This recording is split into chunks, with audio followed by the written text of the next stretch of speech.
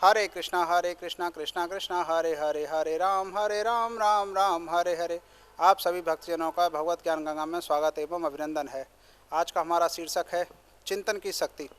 भगवान श्री कृष्ण ने भगवत गीता में चिंतन की शक्ति पर ही बहुत जोर दिया है।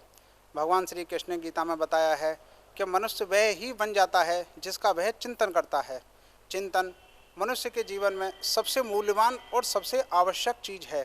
अगर चिंतन की शक्ति को मनुष्य समझ ले तभी उसे समझ पाएगा कि भगवान श्री कृष्ण ने किस बात पर जोर दिया है। अगर चिंतन की महिमा और चिंतन की शक्ति को आप जान लोगे तो भगवान को पा सकते हो, भगवान तक पहुंच सकते हो। भगवत गीता में भगवान ने मनुष्य को भगवान तक पहुंचने का मार्ग ही बताया है कि किस तरह से भगवान तक पहुंचा जा सकता है, भगवान के पास जाया जा सकता है और भगवान की बनाई हुई इस माया को, इस लीला को देखा जा सकता है और समझा जा सकता है कि भगवान को पाना कैसे है।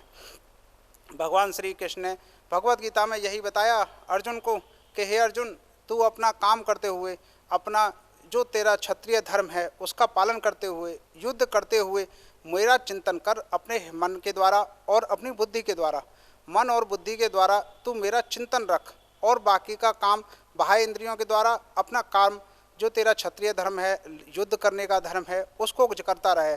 इस तरह से तू मुझ तक पहुँच जाएगा और तुझे किसी भी पाप या पुण्य नहीं लगेगा। चिंतन की शक्ति में इतनी शक्ति होती है जिसकी आप विषय में सोच नहीं सकते। आप जो भी बनना चाहते हो, मनुष्य को यह सोचना चाहिए कि जो भी आप बनना चाहते हो, जो भी आप करना चाहते हो, पहले उसका चिंतन करना पड़ता है। कोई भी मनुष्य, चाहे वो डॉक्टर बनना चाहे, इंजीनियर बनना चाहे, कोई राजनेता बनना चाहे, पहले उस चीज़ के बारे में चिंतन करना होता है। उसे उसकी पढ़ाई हासिल करनी होती है, उसके डिग्रियां लेनी पड़ती हैं। जिस भी क्षेत्र में आप जाना चाहते हो उसके बारे में पहले आपको मन में चिंतन करना होता है और मन में चिंतन करने के बाद में फिर आपको बाह्य इंद्रियों से उसकी काबिलियत हासिल करनी होती है, शिक्षा हासिल करनी होती है। जैसे आप डॉक्टर बनना चाहते हैं तो आपको डॉक्टर में एडमिशन लेना पड़ेगा, MBBS की पढ़ाई करनी पड़ेगी, डॉक्टर की शिक्षा अर्जित करनी पड़ेगी। यह देखना पड़ेगा कि हम कौन से इंस्टीट्यूट से पढ़ें, कहाँ से पढ़ें और कैसे शिक्षा प्राप्त करें। इस सबको ग्रहण करने के बाद, चिंतन करने के बाद में, कम से कम 10-15 साल के अध्ययन के बाद में कोई भी मनुष्य डॉक्टर बन पाता है, इंजीनियर बन पाता है और अपने मर्जी के मुताबिक काम करता है। अतः सब कुछ चिंतन से ही संभव होता है। कोई भी व्यक्ति अगर चिंतन ना करे तो और वो खाली ये सोचे कि मैं ये बन जाऊं, तो ये यथासंभव है ही नहीं। चिंतन ही वो प्रक्रिया है जो मनुष्य को उसके मनचाहा व्यक्तित्व प्रदान करता है, मनचाही पदवी दिलाता है, मनचाही स्टेज तक पहुंचाता है। चिंतन के द्वारा ही कोई भी मनुष्य अपने भाग्य का निर्धारण कर सकता है। मनुष्य को ही अधिकार है कि वह अपने भाग्य का निर्धारण कर सके। उसे बनना क्या है, उसे इस जगत में करना क्या है, प्रभु की सेवा कैसे करनी है, यह सब चिंतन के माध्यम से ही व्यक्ति कर पाता है। जो व्यक्ति इसका चिंतन ही नहीं करता कि मुझे समाज के लिए क्या करना है, देश के लिए क्या करना है, वह कभी कुछ भी नहीं कर पाता। अनायासी ऐसे ही जीवन बिताकर और दूसरों पर बोझ बनकर अपना जीवन पूरा कर कर इस दुनिया से चला जाता है। वह यह समझ ही नहीं पाता कि मुझे करना क्या है। लेकिन जिस भी व्यक्ति के मन में यह चिंतन होता है कि मुझे देश के लिए, समाज के लिए कुछ करना है, जैसे एक सैनिक होता है, उसके मन में यह चिंतन होता है कि मैं देश की अपने जीवन का बलिदान देश की सुरक्षा के लिए करूं, देश की रक्षा के लिए करूं, तो उसके मन में चिंतन होगा। उसके बाद में वो एडमिशन लेगा, किसी भी सेना में भर्ती होगा और प्रशिक्षण पाएगा सैनिक का, और तब वह सैनिक बन पाएगा। हर क्रिया मनुष्य की कुछ भी बनने की चाह जब होगी, जब उससे पहले उसके मन में चिंतन होगा। जिस भी चीज़ का चिंतन आपके मन में होगा वही आप बन पाओगे। साफ सीधी सी बात है कि अगर आप किसी भी देश के राजा बनना चाहते हो, किसी भी देश के मंत्री बनना चाहते हो, तो उसका चिंतन पहले आपको अपने मन में करना होगा और फिर उसके अनुरूप कार्य करना होगा। बाह्य इंद्रियों से सब तरफ से साधन जुटाने होंगे, तब आप वह बन पाओगे। इसलिए भगवान श्री कृष्ण ने अर्जुन को रास्ता बताया कि अगर तू मुझ तक आना चाहता है, मुझ भगवान को पाना चाहता है, तो मुझ भगवान का अपने मन में चिंतन कर। जैसे ही तू अपने मन में चिंतन करेगा और चिंतन के द्वारा मुझे हासिल कर पाएगा, मुझ तक आ पाएगा, मेरे धाम तक आ पाएगा। यह सीधा सा गणित है जो भगवान श्री कृष्ण ने गीता में अर्जुन को बताया और सभी भक्तों को बताया कि चिंतन ही मनुष्य को भगवान तक पहुंचा सकता है। चिंतन ही आपको इस दुनिया में हर चीज़ उपलब्ध करा सकता है। चिंतन ही आपको इस दुनिया में सारे ओहदे, सारी मंजिलें, सारी ख्वाहिशें पूरा कराता है। आप रहते कहाँ हैं? एक मिनट अगर कोई भी व्यक्ति आप सोचे कि आदमी रहता कहाँ है? अपने मन के द्वारा चिंतन किए गए मकान में। आप खाते क्या हो? अपने मन के द्वारा बनाए गए खाना। आप काम क्या करते हो? अपने मन के द्वारा सोचा गया व्यवसाय। हर आदमी चिंतन के द्वारा ही इस दुनिया में जी रहा है, चिंतन के द्वारा ही इस दुनिया में खा रहा है, चिंतन के द्वारा ही इस दुनिया में चल रहा है।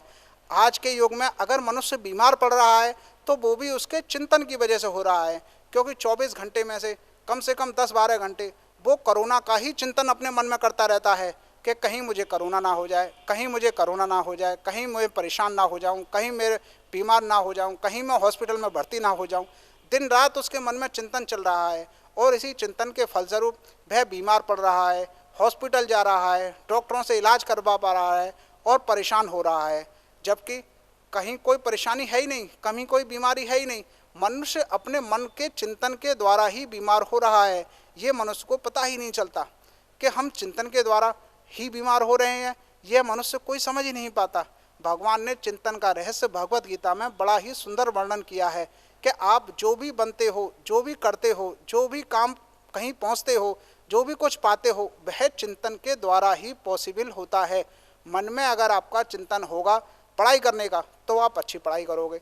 मन में चिंतन होगा कोई अधिकारी बनने का, कोई IAS ऑफिसर बनने का, कोई शिक्षक बनने का, कोई डॉक्टर बनने का, कोई इंजीनियर बनने का, तो आप वह सब पा सकते हो। जब तक आपके मन में चिंतन नहीं होगा, जब तक आपके मन में इस बात का विचार ही नहीं होगा कि मुझे देश के लिए, अपने लिए, भगवान के लिए कुछ करना है, तो आपका जीवन व्यर्थ है, अनिरर्थक है, जीवन का उद्देश्य ही खत्म है। उस आदमी का मरे है या जिंदा उससे कोई मतलब नहीं होता, क्योंकि जिसके मन में चिंतन नहीं है वह तो मृत समान है। अतः भगवान को पाने के लिए हर भक्त को भगवान का चिंतन करना आवश्यक है। चिंतन की शक्ति को जैसे ही आदमी समझता है वो स्वतः ही ठीक हो जाता है। हर बीमारी से छुटकारा पाने के लिए करना क्या है? बस मनुष्य को अपने मन में यह चिंतन करना है कि मैं स्वस्थ हूँ। जैसे ही मनुष्य अपने मन में यह चिंतन करता है कि मैं तो स्वस्थ हूँ, मुझे कोई बीमारी नहीं है, मुझ पर तो भगवान की कृपा है, इस बात का चिंतन अगर मनुष्य अपने दिल में हर समय करता रहे कि मैं तो स्वस्थ हूँ, मैं तो सुखी हूँ, भगवान की कृपा मुझे मिल रही है, भगवान का आशीर्वाद मुझे मिल रहा है, मेरा जीवन संपन्न है, इस बात का चिंतन अगर भगवान की शरण में रहकर हर मनुष्य करेगा तो उसके पास में कोई भी बीमारी, कोई भी कष्ट, कोई भी दुख आएगा ही नहीं। उस पर सदा भगवान की कृपा ही बरसती रहेगी और वह भगवान की कृपा से अनुग्रहित होगा, भगवान को इसका धन्यवाद देगा। लेकिन जब मनुष्य यह सोचता है, अपने मन में यह चिंतन करता है कि भगवान मेरी सुन नहीं रहे, भगवान मेरी रक्षा नहीं कर रहे, भगवान मेरे लिए कुछ कर नहीं रहे, भगवान मेरी पूजा का फल नहीं दे रहे, भगवान मेरे लिए कुछ काम नहीं कर रहे, तो उसका फलस्वरूप भी यही होता है कि भगवान उस व्यक्ति के लिए कुछ भी नहीं करते। लेकिन ये मनुष्य की समझ में नहीं आता कि हमको उल्टा चिंतन नहीं करना, हमको सीधा चिंतन करना है। जिस दिन मनुष्य की समझ में ये बात आ जाती है कि भगवान की कृपा तो मुझ पर दिन रात बरस रही है, भगवान की कृपा तो मेरे हृदय तक दिन रात आ रही है, मेरा मन प्रफुल्लित है, भगवान की कृपा से मेरे मन में उल्लास ही उल्लास है, भगवान के भजन में इतनी मन को शांति मिलती है जिसका कोई वर्णन आदमी कर नहीं सकता।